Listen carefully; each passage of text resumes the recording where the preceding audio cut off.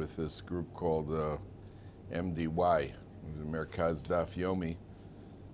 So they had a Shabbaton, so I was what do you call it? We're sitting in the shul there. They had their cameras up, and on Shabbos they like a big camera stand because they video something on they don't video on Shabbos obviously, but they video on Erev Shabbos, they video on Motzei Shabbos because they give the Daf Yomi shir. So on Shabbos I was pulling out a chair and I actually knocked down the camera. So two interesting, just from a halachic point of view, there were three interesting halachas here. First of all, as I knocked it down, it got caught in the legs of the chair.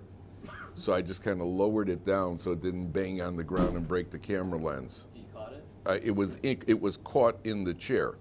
As I was taking the chair, the thing was coming down, so I just kind of lowered it slowly. And then as it hit the ground, somebody bent down to pick it up. I said, "You can't move it now, it's muktzah."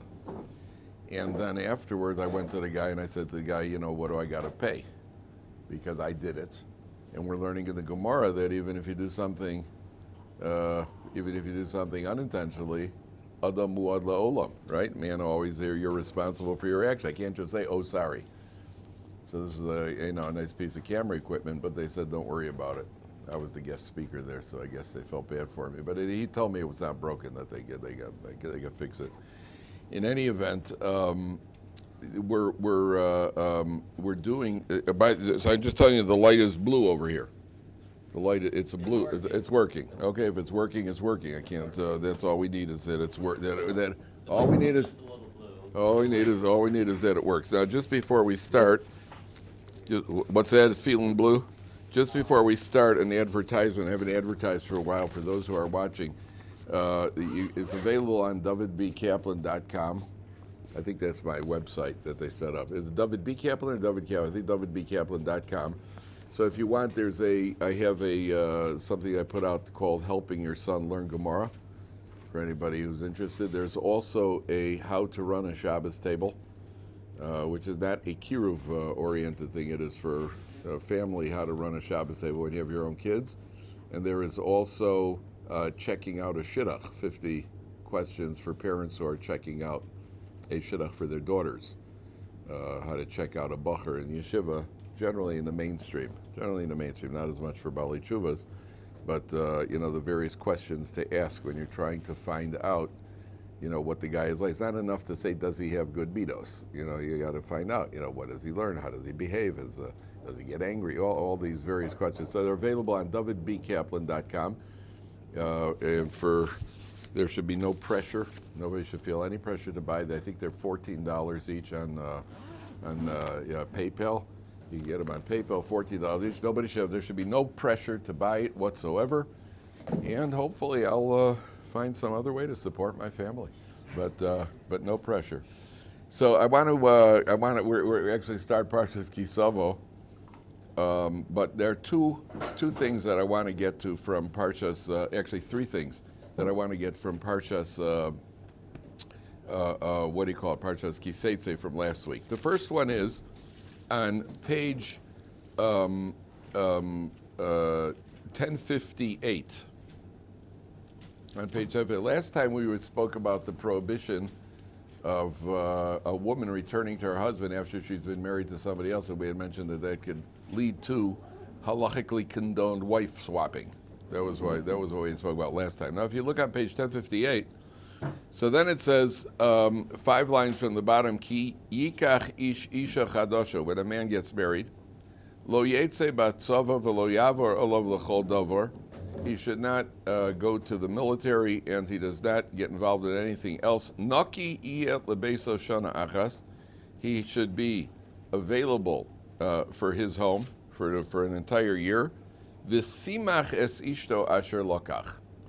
And he should gladden the wife who he has married. Now this is extremely important because there are only twice in the Torah that the Torah talks about the marriage relationship. Once is in Parshas Mishpatim and once is over here. Both times it refers to the husband's obligations to his wife. The first time it talks about the material obligations, money, clothing, marriage. It talks about the material obligations. And here, it talks about the emotional obligations, that a husband has an obligation to gladden his wife. And not only that, Rashi points out that it doesn't say v'simach, the word es, v'simach es ishto. In Hebrew, the word, in America, if you have a store or a company, so it says, Jones and Smith.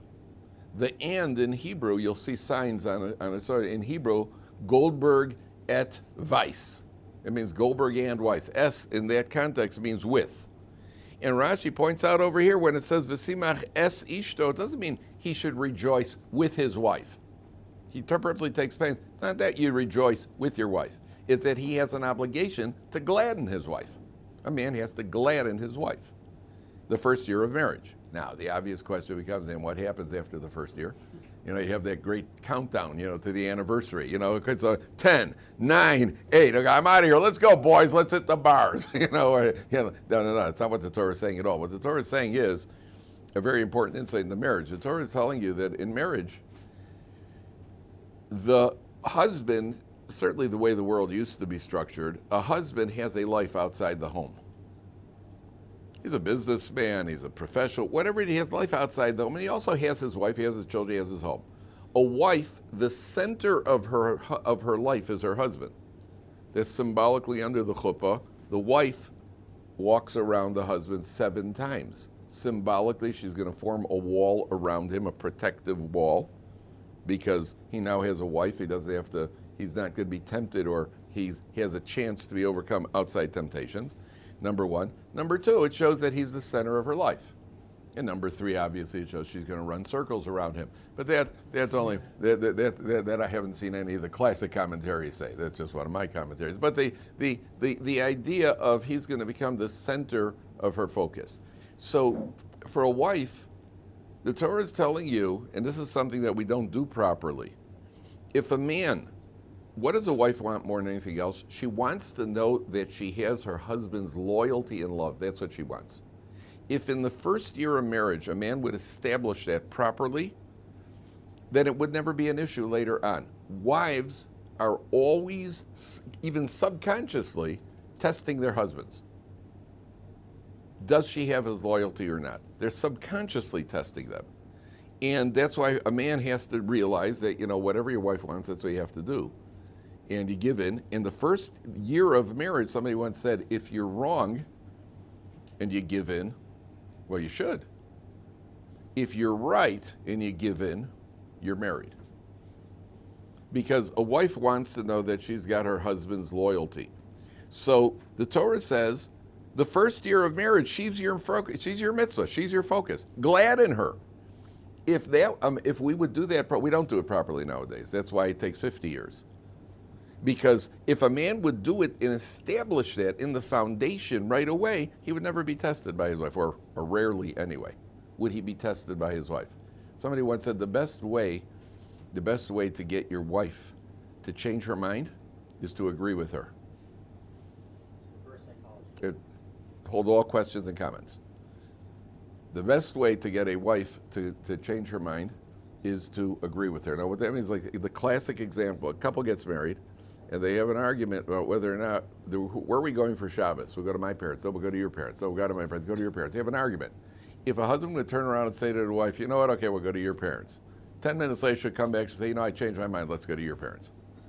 Because by her, it's almost, and true or not true, by a wife, it's usually not even the issue that matters, as much as my husband is not, I don't have his loyalty right now.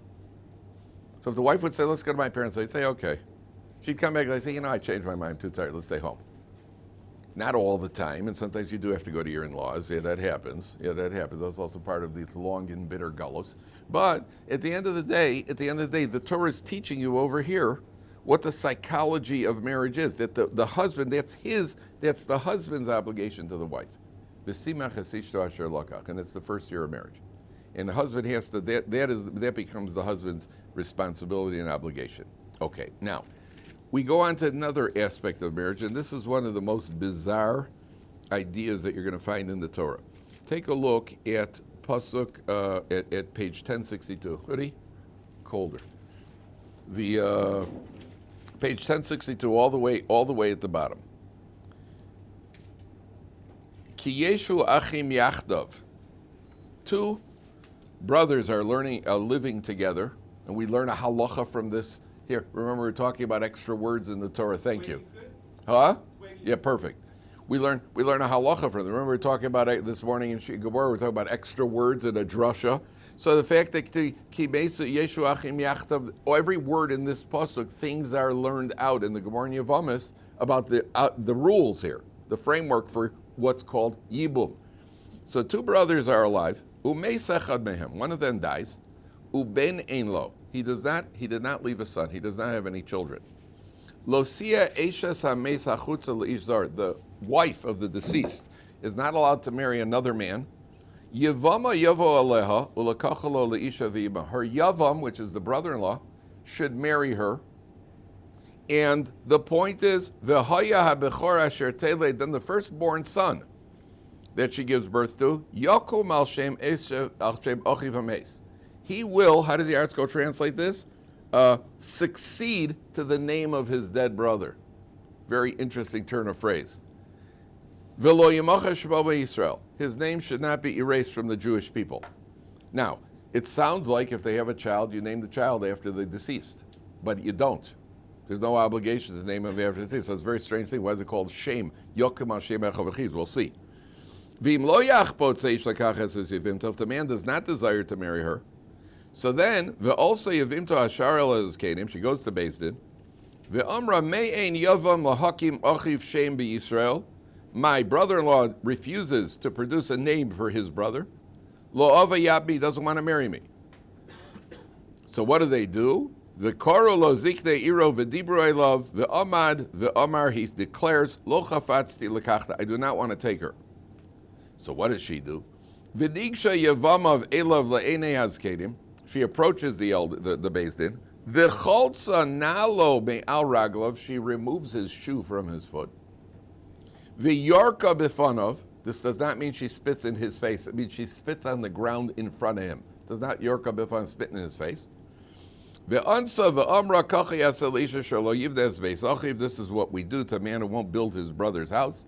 V'nikra shmo b'Yisrael beis chalutzanal, he is called the shoeless one. Remember shoeless Joe Jackson? Any of you ever heard of shoeless Joe Jackson? Was the famous Black Sox scandal in 1919 when the White Sox threw the World Series to the Cincinnati Redlegs at the time. They were called the Redlegs, and then 8 of them were banned for history from baseball. They threw the World Series, and one of them was Joe Jackson, whose lifetime with batting average was .356, was second to Kai Cobb's .358. Babe Ruth was .344, Ted Williams was .342. These are important things for you to know, gentlemen. And what do you call it? So shoeless Joe Jackson was born, and that's the famous court case when Joe was walking into the courtroom and the judge poskined that the baseball commissioner banned them from life for playing baseball, and the kid said, "Say it ain't so, Joe." Right? Say it ain't so. Right? Say it ain't so, Joe. You know, that was, okay. So here he's called Beis Chalutz Hanal, the shoeless one. Gentlemen, what's going on here? Okay, the whole thing is bizarre. The whole thing is one of the most bizarre, difficult to understand mitzvahs of the Torah. Call him by the name, but he doesn't get the name. Take off his shoes, spit on the ground. What is going on here? Okay. Even more than that, there's a famous story. Reb Chaim Ozer Grzinski was the chief rabbi of Vilna. Reb Chaim Ozer Grzinski was the chief rabbi of Vilna. He was the Gadol Hador. He was the recognized leader of the generation between the time of the Chafetz Chaim and the Chazon Ish. Reb Chaim Ozer Grzinski in Vilna, and between 1938, 39, 1940, where there were a lot of Jewish refugees going to Vilna, Reb Chaim Ozer Grzinski was taking care of all these people. He had tzedakah money he distributed. People were refugees from all over the place running away from the Nazis. And they were all in Vilna, and he was the chief rabbi of Vilna. One Rosh Hashanah, Reb Chaim, he wasn't well. And in Europe, they used to go to this, they used to go to this place called, I think, Marian and Bad. Some these health spas that they used to go to, natural health. And he had to go there for Rosh Hashanah, small town, village. And he was very upset because as the chief rabbi of Vilna on Rosh Hashanah, he wanted to be with his community. He wanted to be with his community.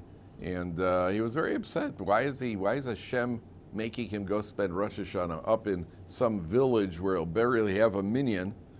And he was upset about it, but what are you going to do? It's Rosh Hashanah, you got to go. Okay, so he's there in the village, and they come the first night of Rosh Hashanah, and a guy walks in. Apparently he knew most of the people there. And a guy walks in, and he says to him, Shalom Aleichem, what's your name? He says, get the name. He says, what are you doing here? He says, well, my brother died, and he left a wife with 3 children. They live in St. Petersburg. And we figured the most practical thing to do, 3 orphans over there, I'm going to marry her, and I'll raise the kids.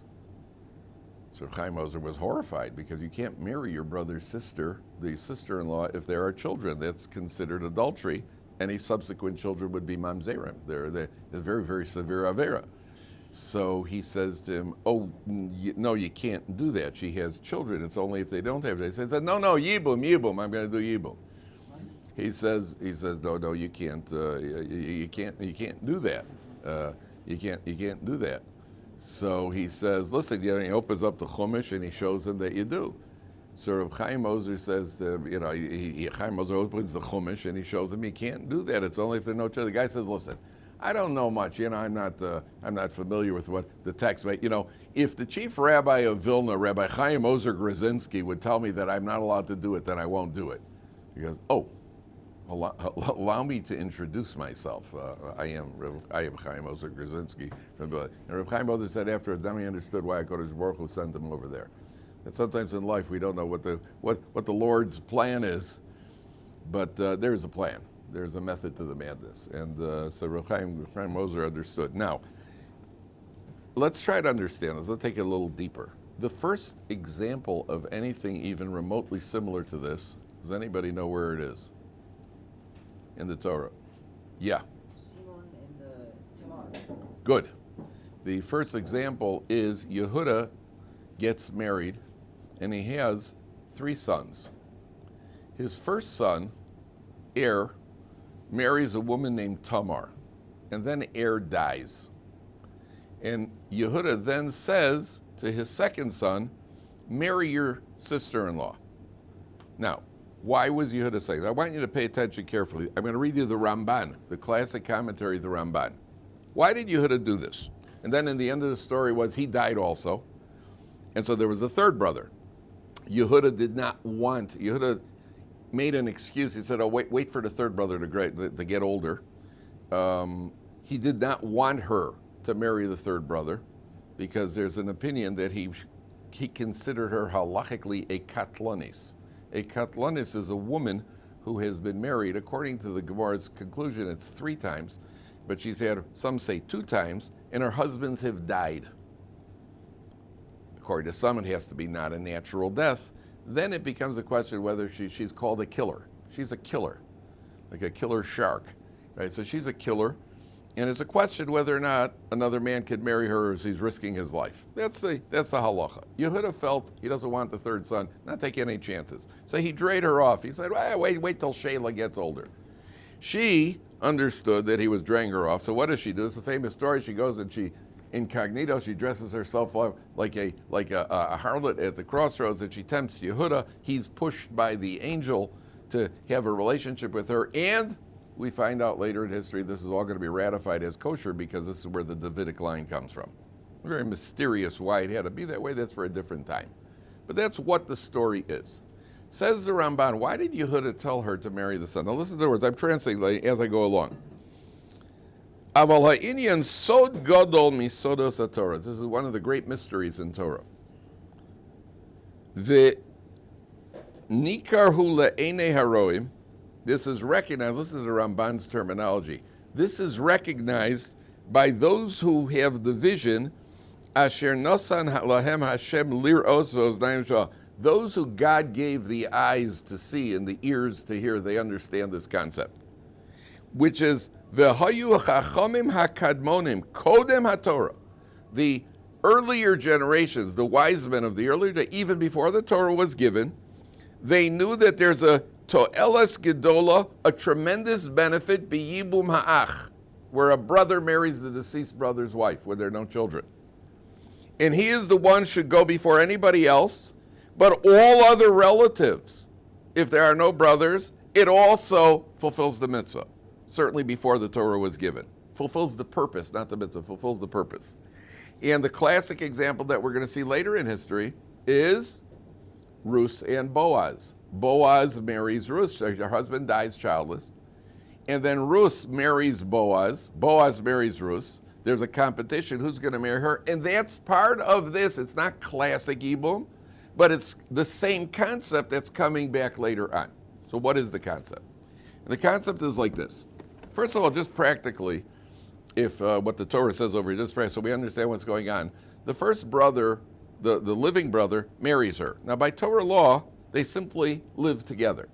Rabbinic law later instituted that even when they're going to do Yibbum by Torah law, they should first do something called ma'amar. Ma'amar is like Kiddushin. It's like actual betrothal, a verbal declaration of betrothal, which is just, it's a rabbinic law. Now, if a couple were to go and live together for Yibbum without the rabbinic law, it would be valid Yibbum. We call rabbinic laws. If you didn't fulfill the rabbinic injunction, you still have fulfilled the mitzvah. Now, later on, the Gemara says that at a certain point, it became recommended not to do Yibbum because the Yibbum has to be done for proper motivation and proper kavanah. And if a man decides he wants to marry her because he wants the money or because she's beautiful or whatever it is, so then it's not a good, it's valid, it works, but it's not optimum. And therefore, they said, those are in our generations where we don't have the proper kavanah, so we do chalitza. What's the chalitza? Chalitza is that they go to the Beis Din, she removes his shoe, she spits on the floor in front of him, and they say chalutza now. Now, up until he does either Yibbum or chalitza, if it doesn't do one or the other, she is bonded to him. She's bonded to the brother-in-law or the brother-in-laws. Sometimes if the older one doesn't want to do it, the younger one, the next one in line could do it. She's bonded to the brother-in-laws until Yibbum or chalitza. She can't marry anybody else. That's the framework. That's what's going on here in the Torah.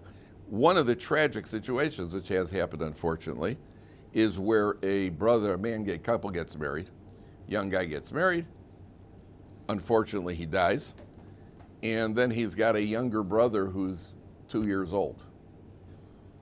And they cannot do this by proxy, you cannot use a shliach, and they have to wait until he becomes 13 years old until she has a chance to marry somebody else. And she's in a state of limbo for all those years. That's the halacha. Okay. This was a problem, by the way, when the Iron Curtain was up.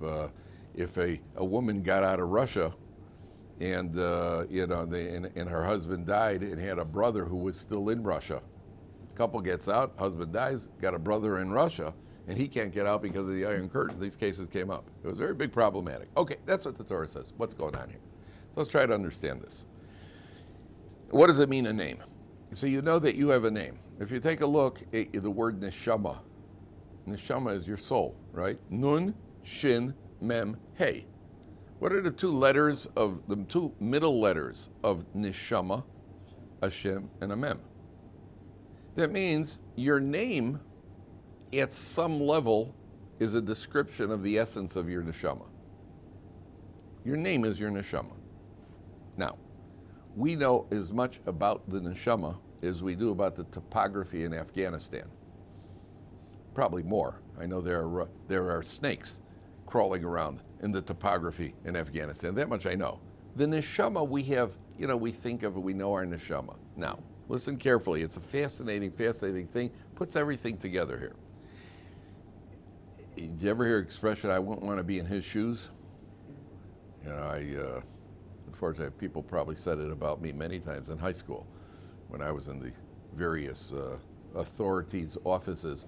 I wouldn't want to be in his shoes, right? Or I wouldn't want to be in his shoes. Now, the truth of the matter is it's a mistake and the expression doesn't make sense. Are you in your shoes? You're not in your shoes. A very small percentage of us is in our shoe. How much of you is in your shoe? Right now, I'm not even in my shoe because I got gout. I'm not bragging, I'm just saying. I'm not in my shoes right now.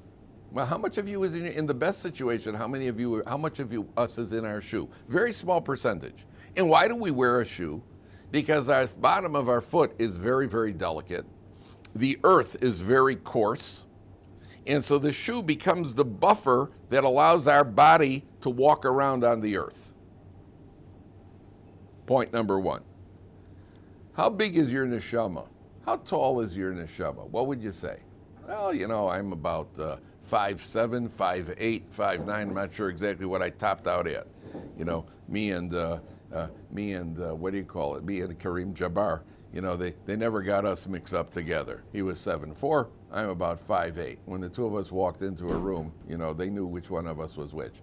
So I top out at 5'8". How tall is my neshama? How big is my neshama? What would you say? Oh, 5'8". Right? There's me, and there's my little neshama, right? No.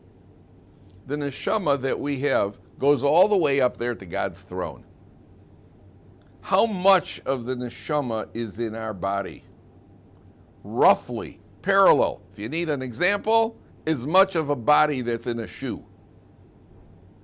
What a body is to the shoe, what a shoe is to a body, our body is to our neshama. Why do we need a body? What do we need a body for at all? The neshama is very delicate. This world is very coarse. The neshama does not want to be in this world. The neshama is doing really well up there in the world of souls, and all of a sudden he got the tap, you're going in. No! The Mishnah in Pirkei Avos says, you're born against your will. You're formed against your neshama goes into the embryo in the mother's stomach against their will. Well, we're up there, we don't want to. We're doing great. Then you go into the body, you go into the mother's stomach, what they call free womb and board for 9 months. Free womb and board. Then you get the tap, you got to come out. The neshama doesn't want to. The baby doesn't want to. He's doing good there. He's got a place to sleep. He's got food to eat, no bills to pay. It's like being in kibbutz. He's doing great. The last thing he wants is to be born. So the neshama doesn't want to come down here. What allows the neshama, which is the ultimate in delicate spirituality, to exist in the ultimate in materialism? He needs a buffer. What's the buffer? The body. The body to the neshama. And how much of the neshama is in the body? How much neshama is in the body? About as much of the body that's in a shoe. Oh, now we understood what happens here. Reuven dies.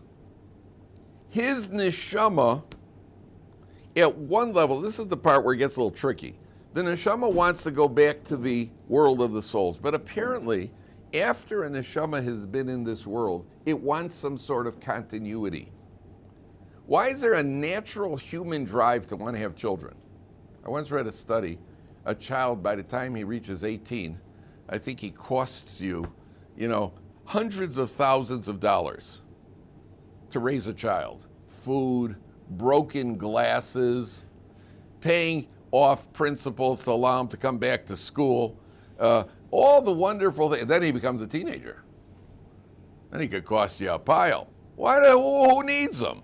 The answer is it's a normal human drive because parents see their child as their continuity. At some level, the neshama wants continuity. The brother died without leaving children. He wants continuity in this world. And the neshama wants continuity. What does the brother-in-law do? He lives with the wife. They produce a body for that neshama to go into. And that's why it's called Al Shem Achiv Hames. Not the name literally, not the name, but you produce a body so his shame could continue on. The neshama could continue on. And that's why Yehuda's two sons that were born, the twins, Peretz and Zerach, who were born from Tamar when he lived with Tamar, where the Davidic line comes from, Peretz and Zerach were reincarnations of his two sons, Er and Onan. That's not the same name. They didn't give the same names. But they were a reincarnation. And Rus, when she has a child, both of those neshamas, Machlon and Kilyon, go into that child, the deceased brothers. So when what do you call it? Sometimes you can have two. Sometimes it's a what do you call it? It's a duplex. So the point of the Yibbum is to produce this physical container for the neshama to then, and the baby that's born now has the deceased brother's neshama. Okay.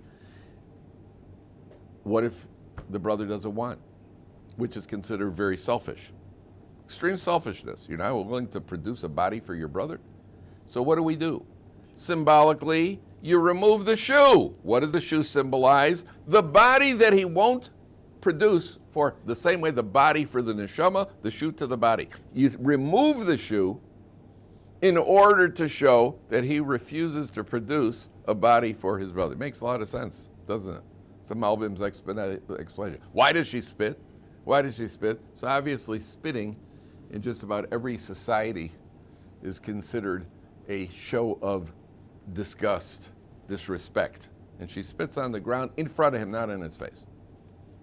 There was a rabbi in America, actually. He met a woman who she'd been separated, she'd been estranged from her husband for years and years, and she came to the rabbi and she said she had a civil divorce, but she did not have a get. She did not have a halachically sanctioned divorce. She came to the rabbi and she said, I want to get a get, a halachic get. I would like to remarry. She said, well, how long have you been estranged? She said, about 14 years. He said, well, why are you coming to me now? She said, well, I had gone to a reform rabbi, and he told me that at the get ceremony, the husband spits on the wife. So I didn't want to go through this. So the guy was all for tumult on 2 counts. Number 1, there's no spitting at a get ceremony to begin with. Number 2, the wife does the spitting. And number 3, she doesn't spit on the husband. So for tumult on 3 counts. So you know, a little bit of information, a little bit of knowledge can be dangerous sometimes. So it cost her 14 years of her life. What's that? Ridiculous. Okay, the guy, you know, she was, you know, then she realized for some reason she did have this concern about getting a proper get. So she went to get the proper get. There's a guy, there's a book that's written. If you want to read a fascinating book, there's a book out from Art School about Rav Nata Greenblatt. He was a Rav in Memphis, tremendous Talmud Chacham. He used to go around the country, all over the place, helping to write getting. You know, but you're unbelievable. It's unbelievable. The stories, I used to go to prisons for to get a guy in prison to give his wife a get. He actually once traveled all the way to a prison because he was told the husband's willing now. Because a lot of times when it comes to the splitting up, the recalcitrant husband doesn't want to give his wife a get. So he went to this prison. He travels, finally gets to the prison, meets the guy, and the guy says, I'm not giving her a get. He says, so what'd you make me come out of here for? All that time I spent. He said, I just wanted to get her, let her get her hopes up so I could dash them. That was the guy. He said, listen, you know, I forgive you for everything. I don't forgive you for wasting my time. Or I could have been learning Torah and you just wasted my time. He had all these unbelievable stories. And he was a really, really tough, he was an in-your-face guy.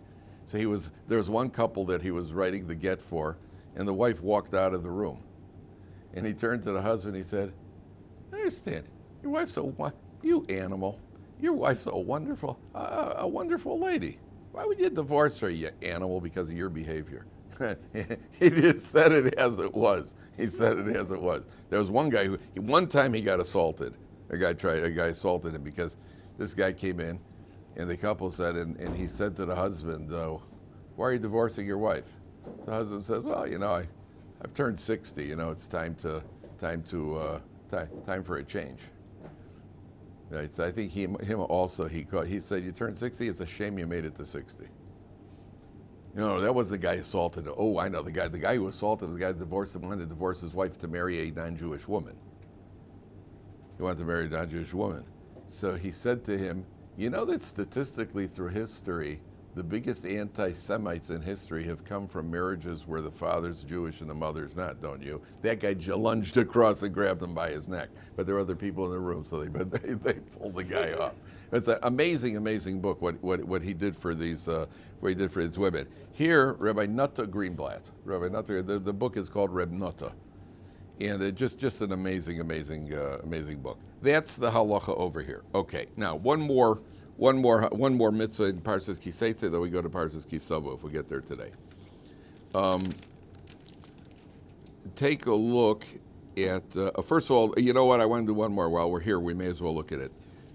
7 lines on the bottom. Lo yelecha bekischa even va'aven gedolo ktana. You should not have any sort of weights that are not properly weighted. Now, I don't know if you guys have ever seen a weight scale. Some of us have. Nowadays, everything is electronic. A scale had what the metal weights are called stones. You're not only not allowed to cheat people on the weights, you're not even allowed to own a weight that is no longer properly weighted. This is considered a very severe avera, and it's one of the averas in the Torah that you can't do tshuva for. You cannot do tshuva if you cheat customers on weights. Let's say you're a produce salesman. You sell produce, and they used to have the weight scales. And all you have to do is that your stone is 5 grams off in either direction, depending on how you do it, based on the amount of customers you have. Small amounts add up. Little amounts add up. So you can't, and one day you decide you want to do tshuva. You can't do tshuva properly because you don't know who you stole from. You don't even know who you stole from. How are you going to do tshuva? So one of the things that's recommended, if you ever steal from people and they're stealing and you don't know what, so there, what you do to try to make amends is you do something for the community. You build a shul, you build a mikveh, you build something the community, you donate money for something the community. But that's not perfect tshuva because I don't know that you were included. Maybe you don't live in that community and I stole money from you. There's actually a case that came to Rabbi Yitzchak Zilberstein. Today's one of today's biggest poskim. He's Rabbi Yashiv's son-in-law. Rabbi Yashiv was nifter, but was married to his daughter. And today's one of the biggest poskim. So a couple came to Rabbi Yitzchak Zilberstein. They said to Rabbi Yitzchak Zilberstein, we are the middlemen between Tenuva. Tenuva is the main produce distributor in Israel. We are the middlemen that we distribute to all the small shops, all the supermarkets and small shops. Now, Tenuva gives us these pay. Now, every shop you go in Israel in the morning, there are bags of milk, and there's cottage cheese, the containers of cottage cheese and this sort of thing. We're the distributors. What we've been doing for many years is, they'll give us a whole package. We put it in bags, 500 little rolls, 250 containers of this. And we know that the shops don't sit there counting how many containers there are and how many rolls there are. And we've been nipping off the top. And we create new bags, and we make a nice, tidy little profit. And we've been doing this over years. We've become Baalei Tshuvas. And we want to do tshuva. How do we do tshuva?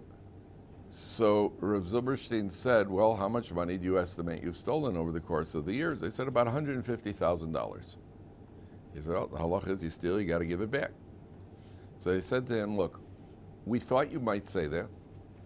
And we made up our mind before we came in here that if you do say that, we will sell our flat in order to make the money to be able to pay back. And we will rent. So Zilberstein stood up and he said, people like you prevent harsh decrees from affecting the Jewish people. Person does tshuva at that level, and it hurts.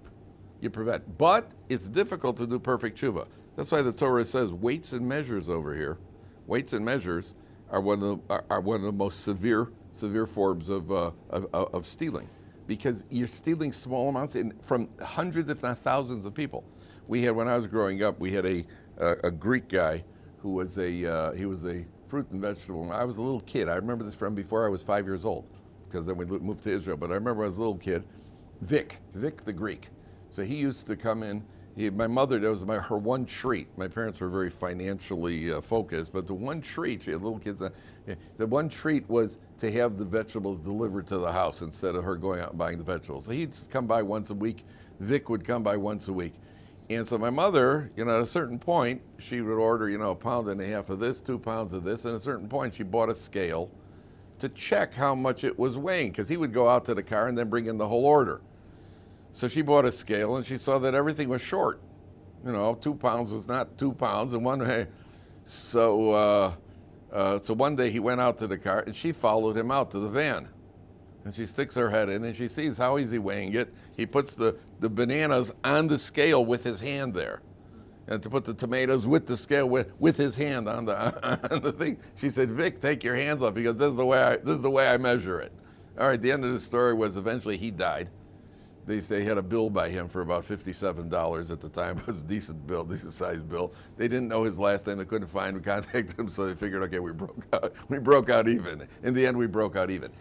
But the Torah is very, very strict about this. There's actually a guy who took there's also a documented question. Listen to this, just to show you where it's a month of tshuva over here. It's Elul. So this guy, oh, by the way, you know my favorite Elul story? My favorite Elul story? There was a guy sitting on a plane. Frum guy, Chassidish guy, was sitting on a plane. Delta, United, one of the non-Jewish flyers. It's quiet. It's about 4 o'clock, but pitch black plane. Everybody's slumbering, and it was Rosh Chodesh Elul. So this guy, at the crack of dawn, he got up to daven Shachris. But every even there's halacha and there's a minhag, and there's a minhag on Rosh Chodesh Elul, and the minhag is you blow shofar. So on a slumbering plane, the guy pulls out a chauffeur and gives a tekiah. Could you imagine? You want to laugh? Picture the faces of the people on that plane, waking up, and it is in perfect keeping with the pasuk that says, there's a pasuk that says, Uru yeshedim mishenaschem. Wake up, you slumberers on Elul, and do tshuva. Could you imagine? That was a literal fulfillment. Can you imagine a guy pulls out? He must have scared the blazes out of him. I laugh every time I think of it. So the way I'm glad I wasn't on the plane. So this guy, there's a father, true story, documented incident. A father took his kids up north on a hike. The vacation, Bein Hazmanim. So he had a bunch of the 4 little kids, and they go up for a tiyul up north in Israel. Okay, they spend the day out there, and I get on a bus. We got to get back to Yerushalayim. The bus pulls up. The bus is full. Father gets up on the plane. 4 kids. Now they're going to have to stand. A couple of they're going to stand for a while. He's cranky. They're cranky. I didn't know what to do. So finally comes a brilliant idea. He pulls a phone out of his pocket, and he says real loud, "Yeah, the doctor said 2 of them have Mexican flu for sure, and 2 of them might have Mexican flu." So 10 minutes later, the bus stops. Half the bus clears off. Now he's got a place to sit, to lie down, Givaldic. So he gets to Yerushalayim, and then he calls the Rav. He goes to a Rav. He says, listen, I have pangs of conscience. I think I may have perpetrated a deception, what we call genevas das. I perpetrated a deception. So he tells the Rav what happened. So Rav says, you didn't perpetrate a deception. That's out and out theft, because you forced those people off the bus. That was your exact plan. Every person who got off the bus who wasn't planning to now had to buy another ticket to get on the next bus to go to Yerushalayim. You owe every one of those people money, and you have no way of repaying them because you don't know who it is. Now you have to spend the rest of your life doing tshuva, which you can't even do properly. One temporary, it's a great idea, by the way. The idea I'm very impressed with. It works. The idea worked like a charm. But the fact that it's a great idea doesn't mean that you're allowed to do it. One temporary lapse, and that's what the Torah is talking about over here. The Torah even refers to this as an abomination. Somebody who deceives people on weights and measures. Probably the reason, you got your customers are so vulnerable here. It doesn't take much. It's off a couple of grams. And by the way, if you ever go to the open air fruit market in Machane Yehuda, where most of the stalls over there are owned by traditional Sephardis, they always give you more on the scale. They always, because this is a halacha, even people who don't keep Shabbos and they're not particularly religious. This halacha is it's almost like, it's as ingrained as not eating pork. There are a lot of non-religious Jews, they won't eat pork, not about to eat pork. It's just, pork is just so not. Alicia, please daven in the other room. Okay, don't daven over here. Daven, you could go, there's another room outside. Don't daven in the room Ashir is going on. Thank you. It is so ingrained, we just don't do that. You just don't rip people off on the weights and measures. And if you go there, you'll see the scale. Even electric scales, they always give you a few more. They give you a few grams more just to cover themselves. Yes. That's a beautiful thing. Okay, one last point. Amalek. Okay, the obligation to destroy Amalek. The obligation to destroy Amalek. And this we will have to talk about tomorrow because I don't have time right now. Okay, so we will continue with the destruction of Amalek, and then Be'ezer Hashem will go on to Parshas Kisava. And again, anybody who wants to buy, don't turn it off yet, anybody who wants to buy the either Helping Your Son Learn Gemara, is it off already? No. Helping Your Son Learn Gemara, how to check out a shidduch for your daughter, 50 questions on what to ask when you're talking to Rosh Yeshivas or whoever it is, and how to run a Shabbos table. It's available at dovidbkaplan.com. B as in baseball, basketball, badminton, busted bridges in Baltimore, DovidBKaplan.com. You can get your copy now. It is a skula. It is a you know what a skula it is a good luck charm for me to make money. Okay. See you tomorrow.